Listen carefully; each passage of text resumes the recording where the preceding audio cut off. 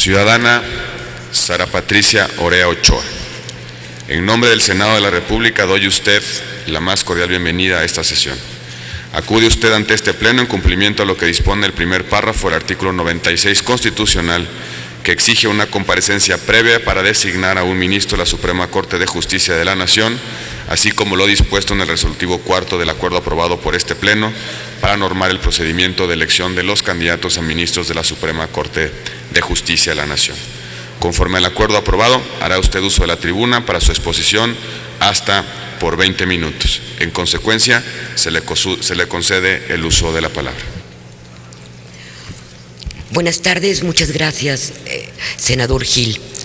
Buenas tardes, señoras senadoras, señores senadores. Quisiera iniciar esta, que yo lo veo, una pequeña charla con ustedes, haciendo alusión que desde el contenido formal de la Constitución reúno los requisitos para ocupar el alto cargo de ministra de la Suprema Corte de Justicia de la Nación. Soy mexicana por nacimiento, he radicado toda mi vida en México, soy licenciada en Derecho, desde el año de 1986 obtuve mi título, tengo desde luego más de 35 años, y desde el punto de vista formal considero que reúno estos requisitos. No obstante de ello, porque de esto es lo que quisiera yo platicar con ustedes, la norma como tal no únicamente tiene contenidos formales, sino también materiales. Y por eso me encuentro aquí ante ustedes para expresarles cuál es mi sentir respecto de cómo tiene que ser la justicia en México. Voy a retrotraerme a los orígenes de mi carrera, que evidentemente es de naturaleza penal. Al inicio de mi profesión elegí el área penal porque el área penal es aquella área que refleja mayor humanismo. Inicié como defensor de oficio en salas penales del fuero común y como defensora de oficio, que somos los profesionales que nos encargamos de la defensa de los más pobres, los más desprotegidos, aprendí, introyecté que sobre todo los grupos, voy a llamarles de esta manera, a lo mejor los más pobres de los pobres, a veces no son escuchados por los jueces. Aprendí el dolor que representa estar interno en un centro de reclusión, el dolor de sus familiares que los acompañan y el hecho de saber que no son escuchados.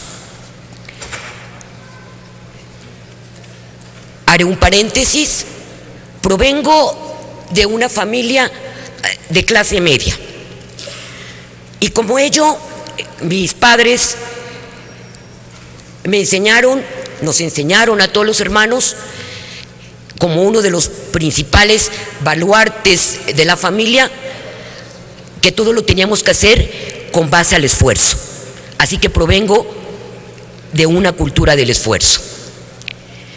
Quería hacer este paréntesis porque fue a partir de mi labor como defensora de oficio que se me invitó a colaborar en la Procuraduría General de Justicia del Distrito Federal. Y ahí aprendí la otra cara de la moneda, ya no del acusado, el de la víctima, que también la víctima aprendí que también se sentía no escuchado por las autoridades judiciales. Mi trabajo como representación social, también en salas penales del tribunal local, me dieron la puerta, por mi trabajo, a colaborar como secretaria proyectista de un magistrado, del magistrado Guillermo Arroyo de Anda.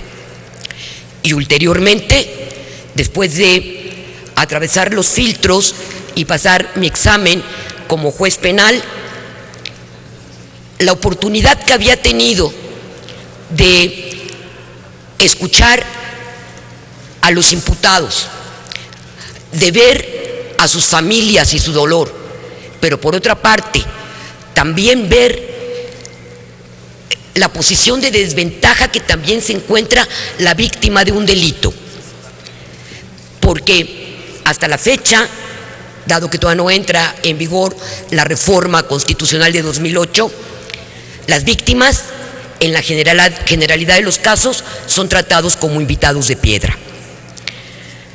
Esta visión que me dio ser parte como defensa, como parte también de órgano acusador, a mi juicio, considero me permitieron entender que mi función jurisdiccional era siempre buscar un equilibrio. El equilibrio entre lo que busca la víctima,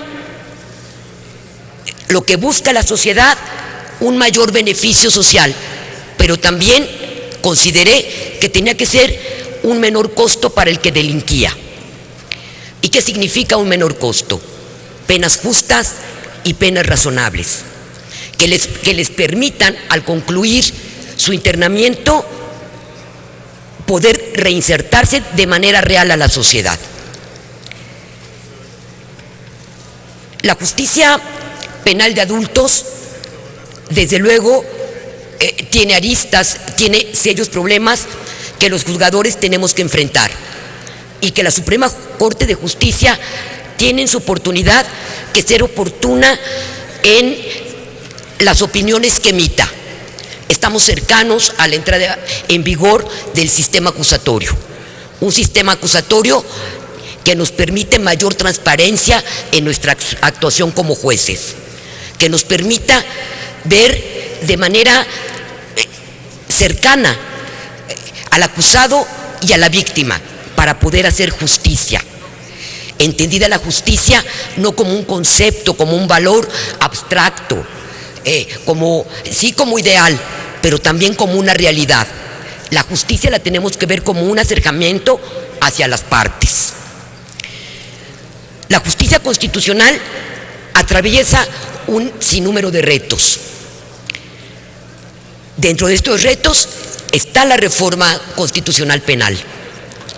Y no obstante que la Suprema Corte de Justicia de la Nación se ha pronunciado ya sobre un tema tan importante como es el juzgamiento de niños, niñas, las y los adolescentes, me parece que la Suprema Corte de Justicia también tiene que guiar directrices en derechos sociales de este sector que evidentemente es vulnerable.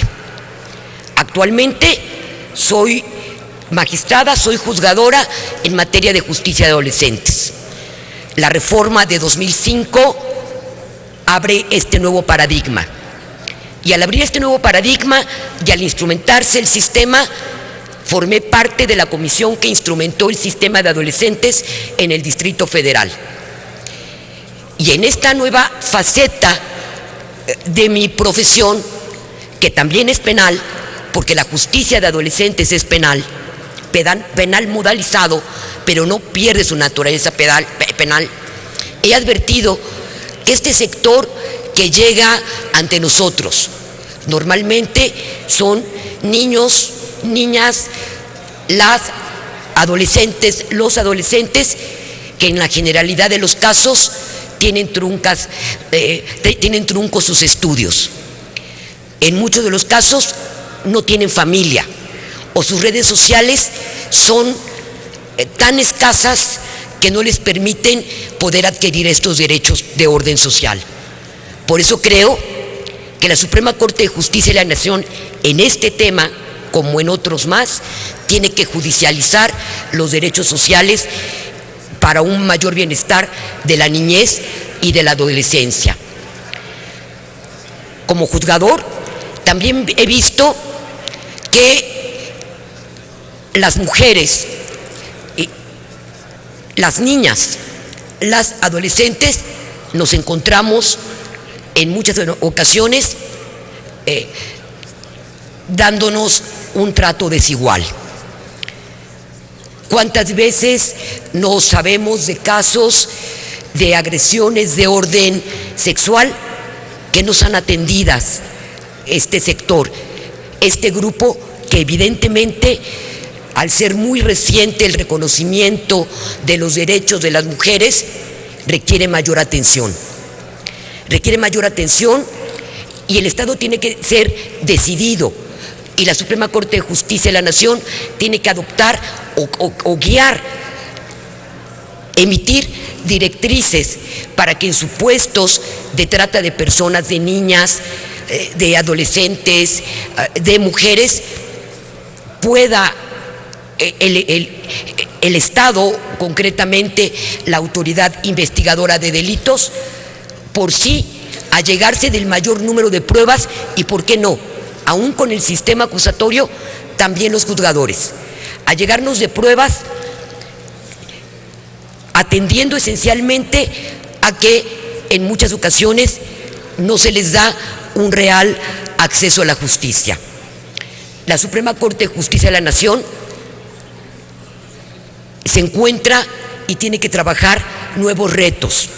Reitero, el reto que implica el sistema de juzgamiento de adolescentes por la reciente reforma de 2005, las reformas que van a enfrentar con la reforma constitucional de 2008 y desde luego la de junio del 2011, esta reforma de junio de 2011 abre una nueva visión para los juzgadores mexicanos, desde el más alto juzgador, que lo representa el ministro de la Suprema Corte de Justicia, hasta el juez de cuantía menor o delito no grave.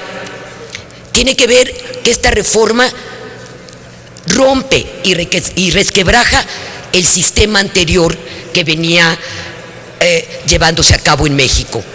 Hemos ingresado a un Estado constitucional de derechos y esto implica el reconocimiento pleno por parte de los juzgadores que, si bien está la norma, como operadores, estas normas tenemos que dotarlas de contenidos basados en principios tales como la dignidad humana, como los derechos humanos, como la libertad. Porque más allá de la norma, el ser humano es el eje central de la institución, derecho y de la administración de justicia. Como juzgadores tenemos que apartarnos de la letra fría de la ley, no olvidando que es ley, sino dotándola de todos estos presupuestos que nos lleven a hacer una verdadera justicia, que es lo que está clamando nuestros gobernados, que es lo que está clamando la sociedad. Una justicia donde quieran a jueces, magistrados, ministros cerca de ellos. Tiene que existir un diálogo, tanto con la sociedad, así como entre poderes locales y federales.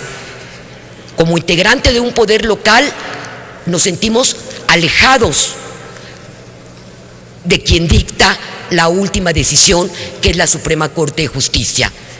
En la medida que no haya diálogo entre poderes, entre sociedad, no podrá existir esa justicia que nos está pidiendo la sociedad. Al haber justicia, habrá gobernabilidad. Y al existir gobernabilidad, va a existir la paz, que es lo que requiere toda nuestra sociedad.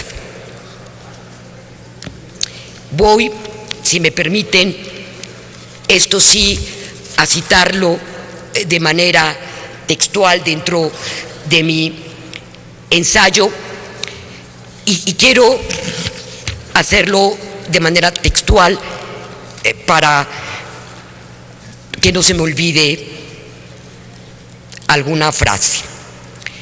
Montesquieu decía, y en el pasado lo vimos, que los jueces eran marionetas, que pronunciaban la voz del legislador, modelo que desde luego ya no se replica y se ha dejado de replicar. En la actualidad, todos los juzgadores tenemos como tarea la búsqueda de una actuación justa, basada en una teoría que proponga una interpretación racional de la ley, que entraña la dignidad humana, derechos humanos y sensibilidad con firmeza.